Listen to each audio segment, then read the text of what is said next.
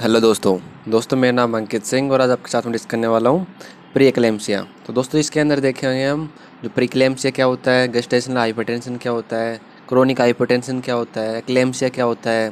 जो इससे रिलेटेड जितने भी टॉपिक है ना, सारे एक वीडियो के अंदर हम इस वीडियो के अंदर डिटेल के अंदर डिस्कस करने वाले हैं। ठीक है, कि जो आपका जो एक्लेम्सिया से रिलेटेड हेल्प सिंड्रोम आता है, आपका AFLP आता है, कोलेस्टेसिस आता है, वो सारी जो रिलेटेड चीज़ें हैं ना, यदि आप ये वीडियो पूरा देखते हैं दोस्तों, आपको eclampsia related, hypertension in pregnancy से रिलेटेड कोई भी वीडियो नहीं देखना पड़ेगा, कोई भी चीज़ नहीं पढ़नी पड़ेगी। ठीक है, इसमें आपकी सारी चीज़ें कवर हो जाएंगी। तो सबसे पहले स्टार्ट करते हैं दोस्तों प्री एक्लेम्सिया से, फिर वन बाई वन सारी चीज़ें आती रहेंगी अपने आप। तो प्री एक्लेम्सिया दोस्तों होता क्या है? प्री एक्लेम्सिया की कुछ कंडीशन होती हैं कि बीपी होना चाहिए 140 से 140 और 90 से ज़्यादा, और ये 2 ओकेज़न पे होना चाहिए। ऐसा नहीं कि एक ओकेज़न पे आया और 6 आवर अपार्ट दोनों ओकेज़न होने चाहिए कम से कम। उसके बाद आपका जो पीरियड गेस्टेशन होता है वो आता है 20 वीक के बाद। 20 वीक से पहले है तो आपको प्री एक्लेम्सिया नहीं कहते हैं उसे। प्रोटीनियरी, इसके अंदर कोई भी प्रोटीनियरी नहीं होता है, कोई भी एंड ऑर्गन डैमेज नहीं होता है प्री एक्लेम्सिया के अंदर। प्री एक्लेम्सिया कह रहा हूँ गैस्ट्रेशनल हाइपरटेंशन के अंदर। ठीक है, प्री एक्लेम्सिया के अंदर क्या क्या चीज़ आती है पहले आपको बताता हूँ। पहले गैस्ट्रेशनल हाइपरटेंशन आएगा, फिर आपका प्री एक्लेम्सिया आएगा, फिर सुपर इम्पोज्ड एक्लेम्सिया आएगा, फिर आपका एक्लेम्सिया आएगा। ठीक है, तो सबसे पहले जो गैस्ट्रेशनल हाइपरटेंशन है उसके अंदर कोई भी प्रोटीनूरिया और आपका एंड ऑर्गन डैमेज नहीं होता है। यदि ये दोनों मिलते हैं तो उसे हम बोलते हैं प्री एक्लेम्सिया। और बीपी है वो आप नॉर्मल आ जाता है बाई 12 वीक पोस्टपार्टम। डिलीवरी होने के 12 वीक के अंदर आपका बीपी नॉर्मल आ जाता है, उसको बोलते हैं गेस्टेशनल हाइपरटेंशन। तो इसमें दोस्तों डिफरेंस कैसे करेंगे प्री एक्लेम्सिया से? प्री एक्लेम्सिया के अंदर प्रेशर तो वही कंडीशन है, लेकिन 20 वीक के बाद ही आएगा, लेकिन इसके अंदर प्रोटीनूरिया और एंड ऑर्गन डैमेज मिलेगा, और बीपी आपका फिर से 12 वीक के अंदर नॉर्मल आ जाता है। बस ये 2 एक्स्ट्रा हैं कि प्रोटीनूरिया मिलेगा, एंड ऑर्गन डैमेज मिलेगा। प्रोटीनूरिया के लिए दोस्तों स्क्रीनिंग करते हैं हम डिपस्टिक टेस्ट, और दोस्तों इसके लिए हम 24 आवर यूरिन प्रोटीन भी देख सकते हैं। यदि उसका वैल्यू 0.3 mg से 0.3 ग्राम से ज़्यादा मिलता है तो बोल सकते हैं कि प्रोटीनूरिया प्रेजेंट है। इसके अलावा यूरिनरी प्रोटीन क्रिएटिन रेशियो भी आपका यदि मोर देन 3.3 से ज़्यादा है तो भी हम बोल सकते हैं कि ये प्रोटीनूरिया का प्रेजेंट है, प्रोटीनूरिया का केस है। एंड ऑर्गन डैमेज कौन सा बोलेंगे? जब कौन सी कंडीशन को एंड ऑर्गन डैमेज बोलते हैं? प्लेटलेट काउंट यदि जब 1 लाख से कम हो, सीरम क्रिएटिनिन 1.1 से ज़्यादा हो, liver enzyme are more than twice. जो नॉर्मल एंजाइम है जैसे लीवर एंजाइम, उनका वैल्यू बढ़ना चाहिए लेकिन डबल होना चाहिए नॉर्मल से। AST आपका नॉर्मली 70 से ज़्यादा होता है इसके अंदर। और पल्मोनरी एडिमा प्रेजेंट हो सकता है आपका एंड ऑर्गन डैमेज में। सेरिब्रल और विजुअल सिम्टम देखने को मिल सकते हैं। इसके बाद दोस्तों आता है आपका, ये तो नॉर्मल प्रीक्लेम्सिया की बात की। माइल्ड के अंदर तो नॉर्मल जो हमने पढ़े ये है, लेकिन सीवियर प्रीक्लेम्सिया किसको बोलते हैं? जब आपका बीपी नॉर्मल 140 से ऊपर माना जाता है, लेकिन सीवियर कब बोला जाएगा? जब या तो 160 110 से ज़्यादा हो, या आपका कोई एंड ऑर्गन डैमेज प्रेजेंट है, तो हम बोलेंगे सीवियर प्रीक्लेम्सिया केस है। और इससे रिलेटेड ही आपका आता है क्लेम्सिया। क्लेम्सिया क्या होता है? प्री एक्लेम्सिया प्लस सीजर्स, मतलब जो कंडीशन ऊपर वाली है वो तो रहेंगी, साथ साथ आप सीजर भी प्रेजेंट होते हैं। ठीक है, और क्रोनिक हाइपरटेंशन क्या होता है? क्रोनिक हाइपरटेंशन होता है जब BP is high prior to pregnancy. Pregnancy से पहले ही आपका बीपी हाई था, BP remains high after 12 week postmortem. ठीक है, मतलब 12 वीक हो गए डिलीवरी को, फिर भी आपका बीपी कम नहीं हो रहा है, तो आपका बोलेंगे कि पहले का क्रोनिक हाइपरटेंशन का केस है ये। इसके अलावा बीपी शुरू के फर्स्ट वीक है पीरियड ऑफ गेस्टेशन में, उसके अंदर भी बीपी हाई है तो हम बोलते हैं क्रोनिक हाइपरटेंशन। दोस्तों क्या है कि यदि 20 वीक से नॉर्मली जो प्री एक्लेम्सिया है वो आपका 20 वीक के बाद में देखने को मिलते हैं, लेकिन यदि 20 वीक के पहले यदि आपको बीपी हाई मिलता है कोई भी प्रेग्नेंट वुमेन के अंदर, तो हम ज़्यादा सस्पेक्टिव करते हैं क्रोनिक हाइपरटेंशन को। ठीक है, इसके बाद दोस्तों आता है क्या क्या दोस्तों चेंज होता है आपका। अब जैसे एक chronic hypertension with super imposed patient क्या होता है? मतलब पहले से आपका नॉन केस हाइपरटेंशन था उसके बाद आपका 20 वीक के बाद प्रोटीन स्टार्ट हुआ, 20 वीक के बाद एंड ऑर्गन डैमेज स्टार्ट हुआ, और जो नॉर्मल जो कंट्रोल हाइपरटेंशन था वो बन गया है अब अनकंट्रोल हाइपरटेंशन। तो उसको बोलते हैं हम सुपर इम्पोज्ड पेशेंट। जो पहले से आपका हाई बीपी के पेशेंट थे, लेकिन अब उसका ज़्यादा बढ़ गया है, ठीक है, उसके बोलते सुपर इम्पोज्ड। इटियोपैथोलॉजी क्या होती है इसकी? पहला होता है एब्सेंट वस्कुलर रीमॉडलिंग। नॉर्मली दोस्तों वस्कुलर रीमॉडलिंग रिक्वायरमेंट होती है आपका, कौन कंट्रोल करता है? Decidua natural killer cell control करती हैं। कहाँ पर होता है, मतलब किस कौन सी सेल इन्वॉल्व होती है इसके अंदर? एक्स्ट्राविलस इन्वेसिव साइटोट्रोफोब्लास्ट, ठीक है, एक्स्ट्राविलस इन्वेसिव साइटोट्रोफोब्लास्ट। ये क्वेश्चन आया हुआ था रिसेंट एग्जाम के अंदर ही कि कौन सी सेल इसके अंदर मेन इन्वॉल्वमेंट है, तो एक्स्ट्राविलस है। और इसके अंदर 2 फेज है, एक आपका 12 वीक पे होता है, एक 16 वीक पे होता है, ठीक है। यदि ये आपका एब्सेंट होता है वस्कुलर रिमॉडलिंग, तो वो आपका किसको लीड कर देता है? लीड टू यूट्रोप्लेसेंटल इंसुफिशिएंसी, यूपीआई करवा देता है। इसके अलावा आपका इम्यूनोलॉजिक कुछ कोज होते हैं, कुछ जेनेटिक कोज होते हैं। इम्यूनोलॉजिक मेनली जो पैटर्नल एंटीजन है वो मेनली आपका प्रीक्लेम्सिया के लिए कंट्रीब्यूट करते हैं। और दोस्तों आपका जो इसे रिमॉडलिंग नहीं हुआ तो आपका यूपीआई हुआ, यूट्रोप्लेसेंटल इंसुफिशिएंसी, उसकी वजह से आपका प्लेसेंटल इस्चीमिया होता है। इसके अलावा जो वेसोप्रेसर्स हैं उनका अमाउंट बढ़ता है, एंडोथेलियल रीएक्टिवेशन होता है, और लास्ट में हाइपरटेंशन आपको देखने को मिलता है, जो फर्स्ट साइन होता है प्रीएक्लेम्सिया का। कुछ हाई रिस्क फैक्टर होते हैं दोस्तों प्रीएक्लेम्सिया के, किन में ज़्यादा चांस होता है प्रीक्लेम्सिया के, वो कौन से हैं? Previous history of preeclampsia, diabetes, chronic hypertension, renal disease, APLA syndrome, ये वाली कंडीशन है। इनमें आपका यदि ज़्यादा चांस होता है preeclampsia compare to normal prevention के लिए क्या करते हैं दोस्तों? प्रिवेंशन के लिए हम करते हैं एस्प्रिन देते हैं। एस्प्रिन भी कौन सा देते हैं? लो डोज एस्प्रिन देते हैं, हाई रिस्क पेशेंट के अंदर देते हैं। 150 mg नॉर्मली ओडी दिया जाता है। स्टार्ट कब होता है? 12 वीक से स्टार्ट होता है, और थ्रू आउट द प्रेगनेंसी हम कंटिन्यू करते हैं एस्प्रिन को। इसके अलावा कैल्शियम सप्लीमेंटेशन देते हैं, जहाँ जिसमें अंदर पहले कैल्शियम डेफिशिएंसी है उसको हम कैल्शियम आपका दे सकते हैं। इसके अलावा दोस्तों कुछ होते हैं प्रीडिक्टर होते हैं। जो कैल्शियम सप्लीमेंटेशन होता है दोस्तों मेनली 500 मिलीग्राम होता है, जो हम दिया जाता है। प्रीडिक्ट मतलब कौन से इंडिकेटर होते हैं जो प्रेडिक्ट करते हैं कि प्रीक्लेम्सिया होने के चांस हैं या प्रीक्लेम्सिया हो गया है? तो आपका जो सीरम बहुत सारे ग्रोथ फैक्टर है उनका अमाउंट बढ़ता है, आपका यूरिट्राइन आर्ट डॉपलर कर सकते हैं, आपका यूरिनरी कैल्शियम का अमाउंट देख सकते हैं। और ऊपर वाले हैं ये प्रीडिक्टर हैं, लेकिन नीचे वाले हैं सीरम में यूरिक एसिड, हीमोग्लोबिन, एडिमा, ये सिर्फ फाइंडिंग है, आप प्रीडिक्टर नहीं है। इसके अलावा दोस्तों आता है इम्पेंडिंग एक्लेम्सिया। इम्पेंडिंग एक्लेम्सिया क्या होता है कि आपका मतलब कुछ साइन सिम्टम ऐसे देखने को मिलते हैं जो आपका इंडिकेट करते हैं कि इसको आपको बाद में आगे जाके एक्लेम्सिया होना ही होना है। तो उसमें कौन से साइन सिम्टम है? Epigastric pain, nausea, vomiting. किसकी वजह से होता है? Mainly stretching of liver capsule और सब कैप्सूल हीमाटोमा की वजह से होता है। इसके अलावा हेडेक और डिजीनेस देखने को मिलता है। और आपका ये किसी वजह से होता है? सेरिब्रल हाइपोक्सिया की वजह से।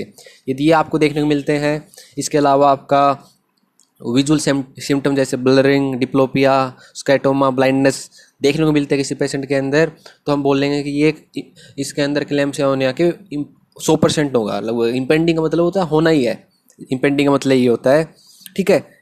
इसके अलावा आप फंडल एग्जामिनेशन करेंगे तो पेप्टिडोमा देखने को मिल सकता है, सिल्वर वायरिंग देखने को मिल सकती है। ये आपका मैन है। तो यदि आपका केस है इम्पेंडिंग एक्लेम्सिया का, तो नेक्स्ट स्टेप क्या होता है? पर हम सीजर हुआ नहीं, उसको सीजर को प्रिवेंशन करने का सबसे पहला स्टेप होता है प्रिवेंशन ऑफ सीजर्स, ठीक है। इससे रिलेटेड आता है दोस्तों हेल्प सिंड्रोम। हेल्प सिंड्रोम क्या होता है? हेल्प सिंड्रोम आपका प्री एक्लेम्सिया है, सीवियर प्री एक्लेम्सिया, उसी से रिलेटेड आता है, उसी टाइप के साइन सिम्टम होते हैं। अब की बार नीट पीजी 2022 के अंदर क्वेश्चन भी आया था हेल्प सिंड्रोम से रिलेटेड। इसमें क्या है कि नॉर्मल 15% के केस आपके नॉर्मल बीपी देखने को मिल सकता है। मोस्ट कॉमन आप मल्टीग्रेविटी के देखने को मिलते हैं। ये मोस्ट कॉमन जो पेन है वो आपका थर्ड ट्राइमेस्टर के अंदर देखने को मिलता है। पेन आपका एपिगैस्ट्रियम और राइट अपर क्वाड्रेंट के अंदर देखने को मिलेगा। अदर फीचर जो प्रीक्लेम्सिया का वही देखने को मिलता है, ठीक है। इसके अलावा जो हेल्प है उसका नाम के अंदर ही आप किसकी वो है एच मतलब हीमोलिसिस। हीमोलिसिस को कैसे हम बताएंगे कि ये फीचर है ना, हेल्प, ये वाली होनी चाहिए, तभी हम बोलेंगे हेल्प है। और हीमोलिसिस में कौन से इंडिकेटर होने चाहिए, जैसे पेरिफेरल स्मीयर के अंदर आपको हेलमेट सेल सिस्टोसाइट्स देखने को मिले, बिलोरुबिन का अमाउंट 1.2 से ज़्यादा मिले, एएसटी का अमाउंट 70 से ज़्यादा मिले, प्लेटलेट काउंट 1 लाख से कम मिले, तो बोल सकते हैं कि हीमोलिसिस का केस है। EL मतलब एलिवेटेड लीवर एंजाइम, LP मतलब लो प्लेटलेट काउंट। ठीक है, ये आपके डायग्नोसिस हैं हेल्प सिंड्रोम के। इसकी एक डिफरेंट डायग्नोसिस, दो डिफरेंट डायग्नोसिस होती हैं दोस्तों हेल्प सिंड्रोम की। एक होती है AFLP acute fatty liver pregnancy, एक होती है कोलेस्टेसिस। पहले हम बात करते हैं AFLP की। ये आपको मेनली थर्ड ट्राइमेस्टर देखने को मिलेगा, सिविल फाइंडिंग होता है, लेकिन इसके अंदर कुछ चेंज क्या होता है, ये डायग्नोसिस ऑफ एक्सक्लूजन होता है कि इसके अंदर मेनली आपको क्वेश्चन होगा, तुम देखने को क्या मिलेगा, उसके अंदर हाइपोग्लाइसीमिया मेंशन होगा, कोगुलेशन फेलियर मेंशन हो सकता है, हिपेटोरेनल सिंड्रोम मेंशन हो सकता है, पैनक्रेटाइटिस मेंशन हो सकता है। ये वाले यदि मेंशन नहीं है तो आपका हम बोलेंगे कि हेल्प सिंड्रोम का केस है। ये वाली कंडीशन है तो हम बोलेंगे कि AFLP का केस है। AFLP आपका most common liver failure in pregnancy का कोज होता है, AFLP। ठीक है, आपको याद होना चाहिए। इसके बाद दोस्तों सेकंड जो आपका DD है हेल्प सिंड्रोम का, वो है ऑब्स्टेट्रिक कोलेस्टेसिस। ये आपको मेन ट्राइमेस्टर के अंदर देखने को मिलता है। मोस्ट कॉमन इसका जो प्रेजेंटेशन है वो आपकी प्लूराइटिस है, आपका एलर्जी टाइप की देखने को मिलती है, मेनली नाइट में वर्ष होती है। ठीक है, आपका इसका ओरिजिन होता है ABCB11 और ABCB4 जो जीन है वहाँ पर लोकेशन है, वहाँ पर म्यूटेशन सीवर। इसके अंदर जो डायग्नोस्टिक है वो आपका serum bile acid. Serum bile acid इसके अंदर एक देखने को मिलती है, बाकियों के अंदर नहीं देखने को मिलती है। तो सीरम बाइल एसिड यदि मेंशन है तो हम बोलेंगे कि ये कोलेस्टेसिस का केस है। यदि उसके अंदर मैंने 3-4 पॉइंट बताए थे वो है तो आपका क्या हुआ, AFLP। बाकी है तो आपका सबसे पहले हेल्प सिंड्रोम। ठीक है, इस तरह से आपको याद रखना है। इसके बाद दोस्तों आता है इसका जो मेन, इन जो ये कंडीशन है इनके अंदर जो मेन होता है वो होता है टर्मिनेशन प्रेगनेंसी। ये हेल्प सिंड्रोम हुआ, ये इन पे मेन प्रेफर किया जाता है 37 वीक कंपेरेटिवली 38 वीक से। ठीक है, हेपेटाइटिस का मोस्ट कॉमन कॉज होता है हेपेटाइटिस B, एक्यूट हेपेटाइटिस का हेपेटाइटिस E, और आपका हाई मोटिलिटी रेट भी आपका हेपेटाइटिस ए के अंदर प्रेगनेंसी के अंदर देखने को मिलता है। ठीक है, ये चीज़ आपको याद रखनी है। इसके बाद दोस्तों आता है मैनेजमेंट ऑफ प्री एक्लेम्सिया। दो टाइप की मैनेजमेंट होती है दोस्तों, specific, non specific. Non specific के अंदर दोस्तों BP को मेंटेन करना होता है एंटी हाइपरटेंसिव से, सीजर को मेंटेन करना होता है एंटी सीजर ड्रग से। स्पेसिफिक के अंदर आपको प्रोग्रेशन को स्टॉप करना होता है, और रिवर्स करने के लिए एक ही ऑप्शन होता है हमारे पास, टर्मिनेशन ऑफ प्रेगनेंसी। ठीक है, आपको याद रखना है। एंटी हाइपरटेंसिव में लिए अपन कब स्टार्ट करते हैं, मेनली जब आपका प्रेशर 150 और 110 से ज़्यादा हो, 150 से ज़्यादा हो तो मेनली हम स्टार्ट करते हैं। और ACO जो गाइडलाइन है उसके अकॉर्डिंग मेनली 160 के बाद स्टार्ट करते हैं। ठीक है, और 160 से ज़्यादा हो जाता है उसको बोलते हैं एक्यूट हाइपरटेंशन इन प्रेगनेंसी बोलते हैं। और जो 150 है, 150 से इसका अराउंड है तो मेनली ड्रग ऑफ चॉइस होती है लेबेटोलोल। ठीक है, लेबेटोलोल से हम स्टार्ट करते हैं। लेकिन 160 से ज़्यादा होता है तो आपका 150 से ज़्यादा हुआ तो आपका ओरल लेबेटोलोल, 160 से ज़्यादा हो गया तो IV लेबेटोलोल ड्रग ऑफ चॉइस होती है, क्योंकि इसको बोलते हैं hypertension, acute hypertension in pregnancy. तो ये क्या होता है, अल्फा बीटा ब्लॉकर होता है। इसका डोज देते हैं हम 20 मिलीग्राम IV देते हैं, फिर हम बाद में उसको फिर से देंगे, फिर 80 तक जाएगा, फिर 80 फिर से 80 देंगे। तो मैक्सिमम डोज 300 mg तक दे सकते हैं हम। कि कई बार क्वेश्चन आता है कि कितना मैक्सिमम डोज होता है लेबेटोलोल का, वो पता होना चाहिए। इसके अलावा दोस्तों हम सेकंड, उससे भी आप कंट्रोल नहीं होता तो IV हाइड्रोलिजिन देते हैं, उसके बाद आपका निफेडेपिन देते हैं, IV नाइट्रोग्लिसरीन देते हैं, और लास्ट रिजोर्ट हम यूज़ करते हैं सोडियम नाइट्रोक्लोराइड का। ठीक है, आपको पता होना चाहिए। लेकिन ये जो क्रोनिक हाइपरटेंशन है प्रेगनेंसी के अंदर, कोई इमरजेंसी नहीं है तो उसके अंदर हम ड्रग ऑफ चॉइस होती है हमारा मिथाइल डोपा न कि लेबेटोलोल या ये वाली ड्रग। ठीक है, ये क्योंकि सेफेस्ट होती है क्रोनिक हाइपरटेंशन के लिए, अच्छी होती है। और दोस्तों इसमें आप कॉन्ट्रा इंडिकेशन क्या होता है एंटी हाइपरटेंशन का, AC इनहिबिटर होते हैं, ARB आपका कॉन्ट्रा इंडिकेशन दोनों होते हैं। डिजोक्साइड भी आपका कॉन्ट्रा इंडिकेशन होती है। लेकिन जो बीटा ब्लॉकर और डायरेटिक्स मेनली नॉर्मली यूज़ नहीं करते हैं, लेकिन यदि कोई कार्डियक इंडिकेशन है तो हम दे सकते हैं, लेकिन दोनों नॉर्मली यूज़ नहीं किए जाते प्रेगनेंसी के अंदर, आपको याद रखने हैं। ठीक है, इसके बाद दोस्तों आता है टर्मिनेशन ऑफ प्रेगनेंसी। आपका लास्ट आपका एक्लेम्सिया की बात करते हैं। एक्लेम्सिया हम नेक्स्ट वीडियो के अंदर करेंगे, हम पहले बात कर लेते हैं इसका टर्मिनेशन ऑफ प्रेगनेंसी हम कब करते हैं। Termination of pregnancy upon mainly करते हैं दोस्तों गैस्टेशनल हाइपरटेंशन और माइल्ड जो प्रीक्लेम्सिया का केस है, तो मेनली हम टर्मिनेशन ऑफ प्रेगनेंसी करते हैं 37 वीक पे। ठीक है, मेनली वजाइनल डिलीवरी ज़्यादा प्रीफर की जाती है सिजेरियन डिलीवरी से। हाई रिस्क सिजेरियन के लिए कौन से एनेस्थीसिया एंड ब्लड लॉस आपका सिजेरियन के अंदर ज़्यादा होने के चांस रहता है। ठीक है, आपको याद रखना है गैस्ट्रेशनल हाइपरटेंशन के बारे में। सेकंड आता है दोस्तों जब सीवियर प्रीक्लेम्सिया हो। सीवियर प्रीक्लेम्सिया में मेनली हम प्रेफर करते हैं delivery termination pregnancy at 34 weeks. और कुछ कंडीशन ऐसी होती हैं जहाँ पर आपका पीरियड ऑफ गेस्टेशन नहीं देखा जाता है, जैसे impending eclampsia, HELLP syndrome, fetal stress and control hypertension and worsening of serum creatinine. इन कंडीशन के अंदर दोस्तों कितना भी आपका कोई भी पीरियड ऑफ गेस्टेशन है, आपका ट्रीटमेंट ऑफ जो चॉइस होता है वो टर्मिनेशन प्रेगनेंसी होता है। आप तुरंत ही उसको टर्मिनेट करना होता है। ठीक है, तो दोस्तों ये बात की हमने इसके बारे में। तो जो लास्ट है दोस्तों वो हम बात कर लेते हैं हमारा एक्लेम्सिया के बारे में, क्योंकि अब अलग से बनाएंगे वो ज़्यादा अलग हो जाएगा। तो एक्लेम्सिया क्या है? एक्लेम्सिया दोस्तों प्रीक्लेम्सिया के साथ सीजर जुड़ जाता है, उसको बोलते हैं हम प्रीक्लेम्सिया। इसके अंदर जो सीजर होते हैं GTCS, ग्रैंड मोल जो टोनिक क्लोनिक सीजर हैं आप जनरलाइज वाले, वो आपको इसके अंदर देखने के मिलते हैं। किसकी वजह से होते हैं? हाइपोक्सिया और सेरेब्रल एडिमा की वजह से मेनली। या आपका एंटीपार्टम मोस्ट कॉमन होता है, एंटीपार्टम भी देखने को मिल सकता है और आपका पोस्टमार्टम भी देखने को मिल सकता है। पोस्टमार्टम मेनली आपका 48 आवर के अंदर ही देखने को मिलता है। ठीक है, मोस्ट केसेस आपका 24 आवर के अंदर, यदि उसके बाद होता है तो हमें और कोई डायग्नोसिस देखनी होती है। इसके अंदर आपका मेनली स्पेसिफिक ट्रीटमेंट होता है टर्मिनेशन ऑफ प्रेगनेंसी, और मेनली सिम्टोमेटिक देते हैं हम एंटी सीजर जो ड्रग हैं, जैसे मैग्नीशियम सल्फेट मेनली अपन देते हैं सीजर को प्रिवेंट करने के लिए और उसको ट्रीट करने के लिए। ये जिसमें रेजिमेन यूज किया जाता है वो होता है दोस्तों प्रीचार्ज रेजिमेन। इसमें आपको 2 टाइप के डोज होती हैं, लोडिंग डोज और मेंटेनेंस डोज। लोडिंग डोज में दोस्तों क्या होता है कि 4 ग्राम IV हम टोटल 14 ग्राम देते हैं। पहले 4 ग्राम IV देते हैं, नेक्स्ट 10 ग्राम IM देते हैं। IV हम देते हैं 20% मैग्नीशियम सल्फेट, ये हम देते हैं 50% मैग्नीशियम सल्फेट। ठीक है, मेंटेनेंस डोज मेनली अपन एवरी 4 आवर्ली देते हैं। इसमें क्या यूज़ करते हैं हम 5 ग्राम ऑफ 50% मैग्नीशियम सल्फेट।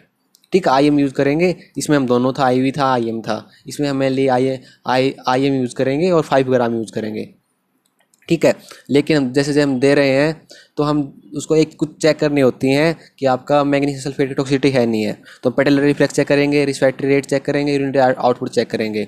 ये प्रेजेंट होना चाहिए, ये 12 से ज़्यादा होना चाहिए, ये 100 ml पर 4 आवर्स से ज़्यादा होना चाहिए। यदि ये ठीक है तो आपका हम और डोज दे सकते हैं। लेकिन इनमें से जैसे पेटेलरी रिफ्लेक्स आपका एब्सेंट है तो आपका क्या होगा, टॉक्सिसिटी को इंडिकेट करेगा। इनमें से कोई भी नेगेटिव है तो आपका टॉक्सिसिटी को इंडिकेट करेगा। आपकी बार नीट पीजी के अंदर क्वेश्चन भी आया था मैग्नीशियम सल्फेट टॉक्सिसिटी का कि कौन सा केस है।